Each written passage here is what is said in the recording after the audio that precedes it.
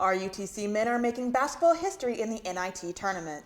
Plus, we have a way to overcome the winter depression using a new way now available on campus. I'm Mallory Crocker. And I'm Carly Owens, and your news starts now.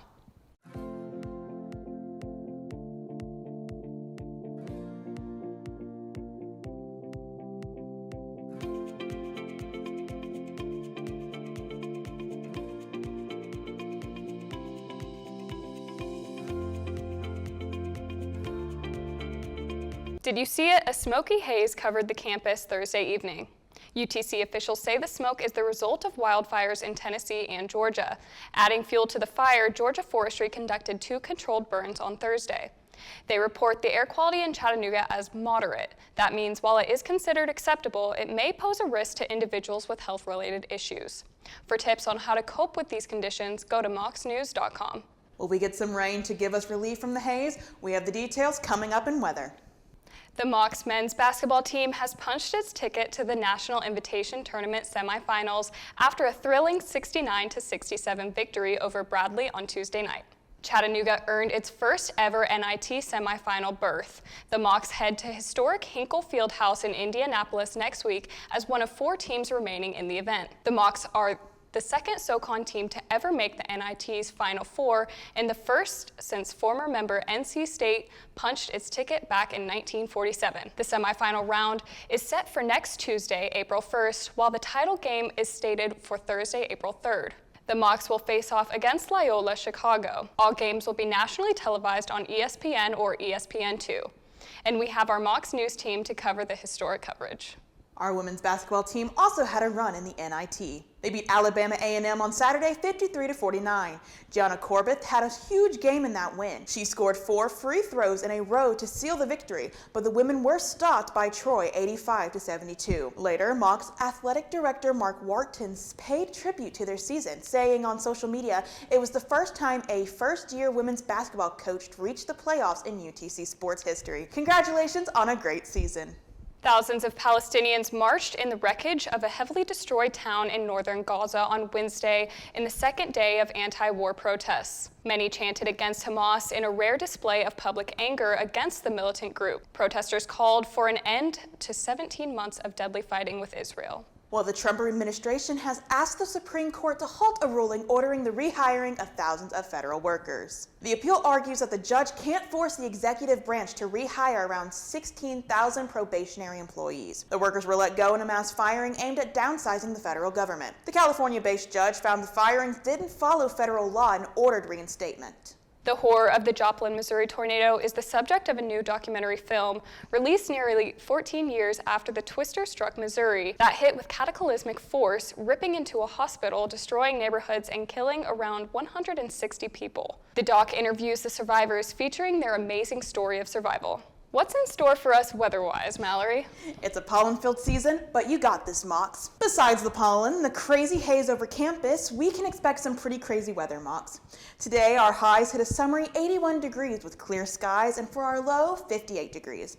Once our weekend hits, it starts getting crazy. Saturday, a high of 78, low of 61.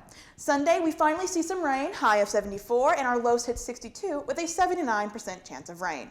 Sunday also sets the mood for the rest of the week. Monday, high of 68, lows of 44 with a 91% chance of rain. Tuesday, mostly sunny skies with a high of 70 and a low of 55 and only a 16% chance of rain. Wednesday, scattered thunderstorms make an appearance. Expect a high of 79 and a low of 65 with a 39% chance of rain. Thursday, rain and thunderstorms take center stage. A high of 81, low of 64, and a 75% chance of rain. Friday, more scattered thunderstorms with a high of 80 and a low of 61. There's also a 62% chance of rain. And that's your Channel C forecast. Stay safe out there, Mocs, and keep those umbrellas handy. The woman convicted of killing music legend Selena has been denied parole after decades behind bars. The Texas Board of Pardons and Paroles announced Thursday that the 3-member panel voted against Yolanda Salvador's release. Salvador, who is serving a life sentence, will have her case reviewed again in 2030. Selena, beloved by her fans for her vibrant music and pioneering success as a Mexican-American artist, was fatally shot in 1995. She was on the brink of breaking into the English-language pop market when her life was tragically cut short. Welcome to spring, Mocs, and here's how some of you coped with the darker winter months. Caitlin Blake tells us how. What is light therapy and how does it help? And the way that we have it, it is in like a little happy light box. And what it does is it's supposed to mimic daylight. So a lot of times in the wintertime, especially when the sun goes down, we don't get as much sunlight. Their seasonal affective disorder is something that definitely affects people more. So what this does is it mimics sunlight, and it gives people opportunities to have more light during the day to help them with sleep, to help them with mood, fatigue, all of those things that can help increase their mood. How long does it take to see the noticeable effects of using the light box? People notice it at different times to see how it works for them, and that's what I tell people, see how it works for you. But a lot of times they'll start to see the effects within the first day, and where they'll see the effects a lot of times is they'll notice their sleep starts to get better. They're not as hungry during the day. So some of the regular things that help your mood feel better start to work a little better for them. So what are you hoping to learn or gain from this program on campus? Yeah, I think what I want to know is it a program that we want to expand on campus? How are students benefiting from it on campus? Are we seeing what the data says a lot of times? And I know you see it, it's kind of buzzy. Everybody sees light therapy. You see it in different campuses. Does it work on our campus? And that's what I want to know. And that's why I'm trying to collect the data. Well, not much is going on in the world of sports, but the Mocs are in the NIT semifinals. But what else? Oh yeah, Sweet 16 for NCAA. And the big story is Tennessee has both the men and women still playing. On the men's side, Tennessee will play Kentucky tonight in Indianapolis. Then on Saturday, Tennessee women take on the other UT, Texas, in Birmingham at 2:30. Coaches and players all across women's basketball, along with fans of the game, feel the impact of Juju Watkins' injury. The dominant USC guard injured her knee during the Trojans game with Mississippi State. She will likely miss significant time, leaving the sport without one of its biggest stars during March Madness.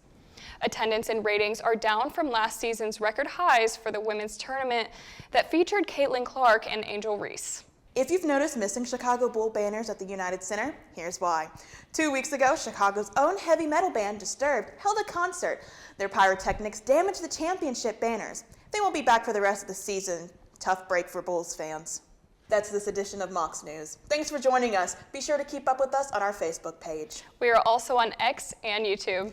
Have a great weekend.